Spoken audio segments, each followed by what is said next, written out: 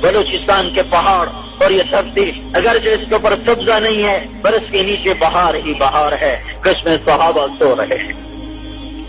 پورے بر صغیر میں کہیں صحابی کوئی نہیں، پورے بر صغیر میں، لیکن تمہاری دھرتی وہ ہے. میں تمہیں نام لے کے بتا رہا ہوں، سہیل بن عدی رضی اللہ تعالیٰ عنہ یہ اوپر پنجور تک کا علاقہ، پھر مجاشع بن مسعود رضی اللہ تعالیٰ عنہ یہ سارا تمہارا علاقہ، اور پھر یہ زہرے کا علاقہ عبد الرحمن بن سمرہ رضی اللہ تعالیٰ عنہ یہاں گورنر بن کے رہے، یہیں ان کا انتقال ہوا، یہیں ان کی قبر بنی. تمہیں اور کیا چاہیے؟ تمہارے پاس صحابی دفن.